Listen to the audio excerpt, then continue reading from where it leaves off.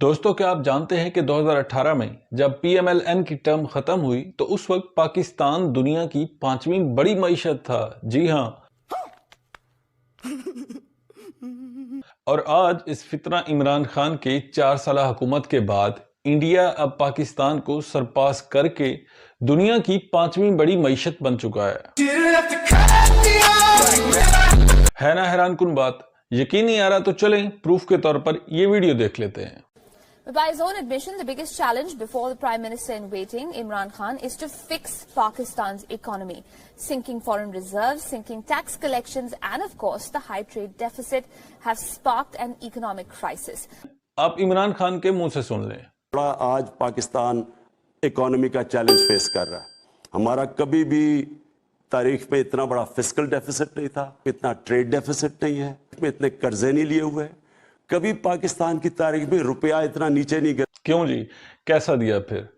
हमारे current prime minister Shahbaz शरीफ साहब ये कहते हैं कि इंडिया और पाकिस्तान को आपस के ताल्लुकात बेहतर करने चाहिए ताकि गरीबी को मिटा सकें। To the Indian leadership and Prime Minister Modi is that let's sit down on the table and have serious and sincere talks. तो दोस्तों, क्या वाकई अब पाकिस्तान इंडिया के लिए मैटर करता है? और पाकिस्तान और इंडिया के दरमियान कोई कंपैरिजन बनता भी है या नहीं? क्योंकि इंडिया तो अब दुनिया की 5वीं बड़ी मईशत है, मगर पाकिस्तान अपने फिस्कल डेफिसिट से ही बाहर नहीं आ पा रहा। ये जो हम बात करते हैं ना कि डिफॉल्ट का खतरा, हमें अपने लोगों से जरा सच बोलना चाहिए। मुल्क डिफॉल्ट हो चुका है। तो क्या इन दोनों मुल्कों के दरमियान कंपैरिजन बनता भी है या नहीं, इस पर हम बाद में आएंगे। पहले जरा देखते हैं कि इमरान खान ने अपने 4 साल दौर में किस तरह से मईशत की तबाही की, क्योंकि पहले तो यहाँ दूध की नहरें बह रही थी और सारा बेड़ा गर्क किया है इमरान खान ने। तो आइए जरा इमरान खान के 4 साल देखते हैं। दोस्तों, जब इमरान खान हुकूमत में आए तो उस वक्त मईशत का बेड़ा गर्क हो चुका था। हमारे पास न पेट्रोल लेने के पैसे थे, न तनख्वाहें देने के। इसीलिए अब इमरान खान को हंगामी बुनियादों पर काम करना था और उसके लिए इमरान खान साफ जाहिर है एक ऐसे इंसान को लाएंगे जिसे पूरी दुनिया में शोहरत भी हासिल हो और दुनिया का बेस्ट इकोनॉमिस्ट माना जाता हो। तो वो ले आए आतिफ मियां को। अब ये आतिफ मियां कौन है? आतिफ रहमान मियां एक पाकिस्तानी अमेरिकन इकोनॉमिस्ट हैं और प्रिंसटन यूनिवर्सिटी ऑफ अमेरिका में वो इकोनॉमिक्स के प्रोफेसर हैं। उनका शुमार दुनिया के 25 बड़े इकोनॉमिस्ट में होता है और वो IMF के लिए भी काम करते हैं।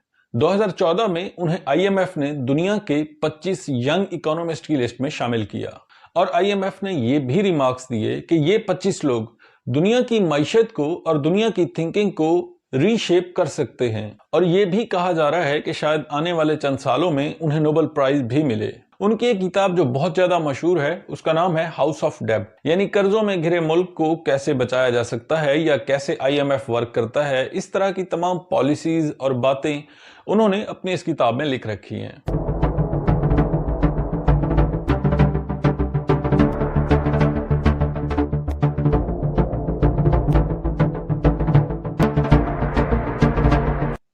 खैर, तो वापस आते हैं इमरान खान पर।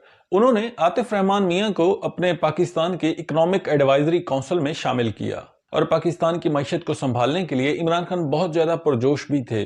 उनका मानना था कि आतिफ रहमान मियां जैसे लोग अपनी कैबिनेट में शामिल करके वो पाकिस्तान को इस दलदल से बचा लेंगे। लेकिन रुको जरा, सब्र करो, क्योंकि दोस्तों आतिफ रहमान मियां को बहुत जल्द ही हटा दिया गया। क्यों? क्योंकि अपोजिशन ने और लोगों ने उनके खिलाफ प्रोटेस्ट शुरू कर दिए।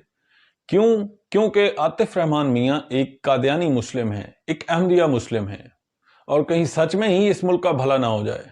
दोस्तों, यहाँ एक बड़ी सादा सी दलील है कि जब कादियानी पाकिस्तान की सड़क इस्तेमाल कर सकते हैं, पानी इस्तेमाल कर सकते हैं, यहाँ के रिसोर्सेज को इस्तेमाल कर सकते हैं, तो यहाँ वो अपनी सर्विस क्यों नहीं दे सकते? ये बड़े दुख की बात है। और इससे पहले यही सलूक हम पाकिस्तान के एक और Nobel laureate doctor Abdul Salam के साथ भी कर चुके हैं। वैसे इस बात का मकसद ये हरगिज नहीं है कि मैं उनको डिफेंड कर रहा हूं। मेरे कहने का मतलब सिर्फ इतना सा है कि पाकिस्तान में जब आपने उन्हें सेकंड अमेंडमेंट के जरिए नॉन मुस्लिम डिक्लेयर कर दिया है तो यहां बात खत्म हो जानी चाहिए। नॉन मुस्लिम्स को भी उतना ही हक है इस पाकिस्तान में सर्विस करने का जितना कि मुसलमानों को है। तो इस हवाले से भी अगर कोई सिटीजन अपने मुल्क के लिए कुछ करता है तो ये बहुत अच्छी बात है, ये होना चाहिए। मगर पाकिस्तान में ऐसा नहीं होता।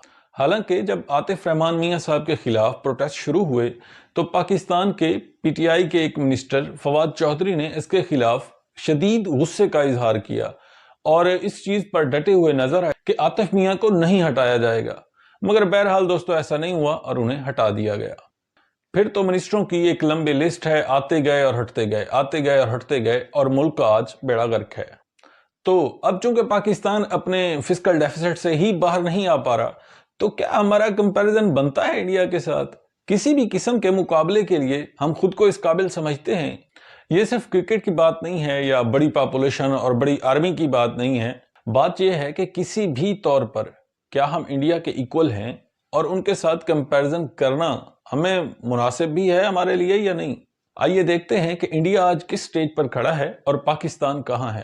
اگر فرینڈز کی بات کریں تو امریکہ اور رشیا دو سپر پاورز ہیں، اور دونوں ہی آج انڈیا کو اپنا پارٹنر سمجھتے ہیں اور اس کے ساتھ ٹریڈ بھی کرنا چاہتے ہیں اور اس کے ساتھ اپنی الائنس بھی رکھنا چاہتے ہیں۔ مگر دوستو رشیا کے ساتھ تو ہمارا ویسے ہی بستر گول ہو چکا ہے، اور رہی بات امریکہ کی، تو امریکہ انڈیا کو تو اپنا پارٹنر سمجھتا ہے، مگر پاکستان کے معاملے میں اس کی بڑی عجیب سی رائے ہے۔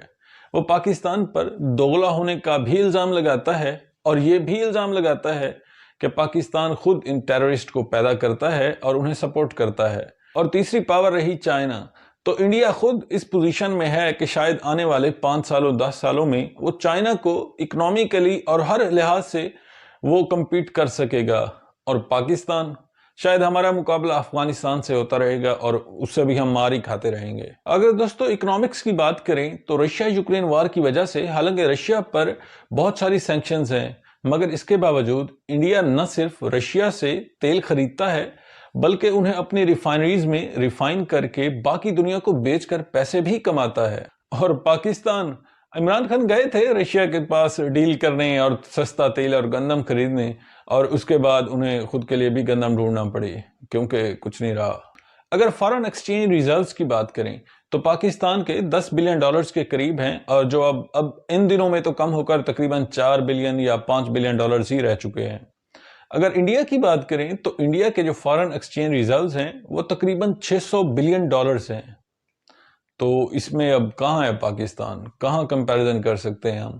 ٹھیک ہے کہ پاپولیشن بڑی ہے، ملک بڑا ہے، اور اس کے اکارڈنگلی بھی اگر ہم دیکھیں تو پاکستان بہت پیچھے ہے دوستو۔ اگر ایف ڈی آئی کی بات کریں، ایف ڈی آئی یعنی فارن ڈائریکٹ انویسٹمنٹ، تو انڈیا کا جو فگر ہے وہ تقریباً ہے 83.57 بلین ڈالرز، جبکہ پاکستان کا جو ایف ڈی آئی ہے وہ ملینز میں ہے۔ اور اگر کمپیریزن میں بات کریں تو انڈین جو اسٹیٹ آف مہاراشٹر ہے وہی پاکستان کے پورے ایف ڈی آئی کے ایکول ہے یا زیادہ ہے۔ اور اگر اوورآل اکنامکس کی بات کریں تو بھارت کی جو اسٹیٹ آف گجرات ہے اس کی اکانومی پاکستان کے ایکول ہے، نہ صرف ایکول ہے کہ شاید اس 2023 میں وہ پاکستان کی اکانومی کو سرپاس کر جائے گی۔ تو ہم چلے ہیں مقابلہ کرنے۔ کیسے لوگ رہتے ہیں یار یہاں پر۔ انڈیا آج آٹو موبائلز اور کارز وہیکلز بنانے میں جاپان کو پیچھے چھوڑ کر دنیا کا تیسرا بڑا ملک بن چکا ہے، اور پاکستان میں سزوکی جیسی ملٹی نیشنل کمپنیز اب اپنے فرنچائز کو بند کر رہی ہیں۔ اب سزوکی کیوں بند کر رہی ہے اس کے پیچھے بھی بہت ساری وجوہات ہیں۔ پہلی بات تو یہ کہ ہمارے پاس سکلڈ لیبر نہیں ہے، یعنی جو انجینئر ہیں وہ بھی کوئی بس نام کے ہی انجینئر ہیں، نہ کوئی سکلڈ لیبر ہے، اور اس کے اوپر انرجی شارٹ فال، ہمارے پاس بجلی نہیں ہے، اور اس بجلی نہ ہونے کی وجہ سے 150 سے زیادہ ٹیکسٹائل ملز بھی بند ہو رہی ہیں۔ تو دوستو اب آپ بتائیں کہ کیا بنتا ہے کمپیریزن پاکستان کا انڈیا کے ساتھ، یا امن کے لیے اب انڈیا کو ضرورت بھی ہے پاکستان کی، یا پاکستان میٹر بھی کرتا ہے اب انڈیا کے لیے؟ یہ چند ارنب گوسوامی اور جنرل بخشی جیسے لوگ ہی ہیں جو پاکستان کو ڈسکس کرتے ہیں، ادروائز انہیں ڈسکس کرنے کی ضرورت نہیں ہے، وہ آلریڈی ہم سے بہت آگے ہیں اور ان کے ساتھ کوئی مقابلہ بنتا ہی نہیں۔ ہاں، اس مقابلے کو کرکٹ تک ہی رکھیں تو وہی بہتر ہے، حالانکہ کھاتے ہم اس میں بھی ماری ہیں۔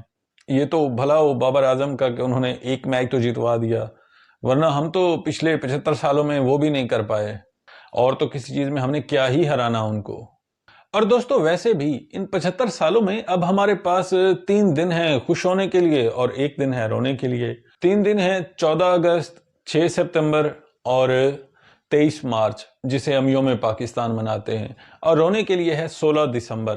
کیونکہ اس دن فال آف ڈھاکہ ہوا تھا. ناٹ ریئلی کیونکہ فال آف ڈھاکہ نہیں تھا, وہ ایکچولی رائز آف ڈھاکہ تھا, کیونکہ اس کے بعد جو ڈھاکہ نے پروگریس کی وہ تو کمال ہی ہے. تو دوستو مورل آف دا سٹوری یہ ہے کہ جن سے ہم 75 سال پہلے علیحدہ ہوئے وہ آج دنیا کی 5ویں بڑی معیشت بن چکے ہیں, اور جو لوگ ہم سے 50 سال پہلے علیحدہ ہوئے وہ آج ہمیں امداد دے رہے ہیں. تو کہیں نہ کہیں ہمیں اپنے گریبان میں جھانکنے کی ضرورت ہے کہ آخر ہم کس چیز کے پھنے خواہ بنے ہوئے ہیں. ہم کہیں نہیں ہیں بھائی, ہم دنیا میں کہیں نہیں ہیں. ہمیں اب یہ سوچنا پڑے گا کہ اس ملک کو آگے لے جانے کے لیے ہم کچھ کر بھی سکتے ہیں یا نہیں. اگر نہیں کر سکتے تو پھر جان چھوٹی. دوستو چلتا ہوں, ملیں گے نیکسٹ ویڈیو میں. تب تک کے لیے اجازت دیجیے, اور جاتے جاتے چینل کو سبسکرائب ضرور کرتے جائیے گا.